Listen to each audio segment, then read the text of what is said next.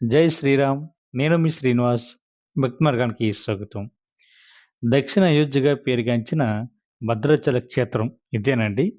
తెలంగాణ రాష్ట్రంలో ఉన్న ప్రసిద్ధ పుణ్యక్షేత్రాల్లో ఈ భద్రాచల క్షేత్రం కూడా ఒకటి.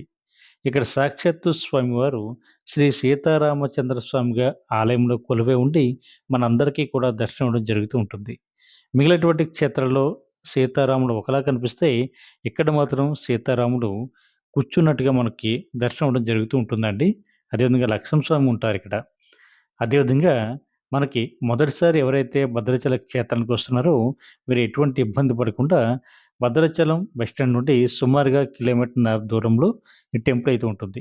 అకామిడేషన్ కూడా మీకు ఆన్‌లైన్‌లోను, అదేవిధంగా ఆఫ్‌లైన్‌లో కూడా మీకు అందుబాటులో ఉంటుందండి. AC and non AC.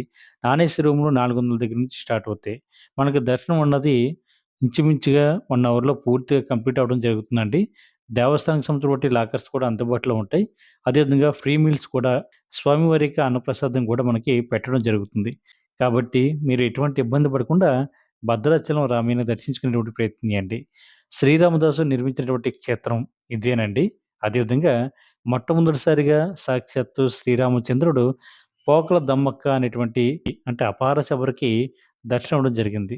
ఆలయ ఓపెనింగ్ టైమ్ వచ్చి ప్రతిరోజు కూడా తెల్లవారుజామున 4:30 నుండి సుప్రభాత నుండి స్టార్ట్ అవుతుందండి. మనకి 5:30 వరకు కూడా స్వామివారి భక్తులకి దర్శనం అవ్వడం జరుగుతుంది. తిరిగి ఉదయం 7 గంటల నుండి మధ్యాహ్నం 1 గంట వరకు కూడా ఆలయం ఓపెనే ఉంటుంది. మరలా మధ్యాహ్నం 3 గంటల నుండి రాత్రి 9:30 వరకు కూడా స్వామివారి ఆలయం ఓపెనే ఉండి భక్తులకి దర్శనం అవ్వడం జరుగుతూ ఉంటుంది. రాత్రి 9:30కైతే పావులింపు సేవతోటి టెంపుల్ అయితే క్లోజ్ అవుతుందండి. జై శ్రీరామ్.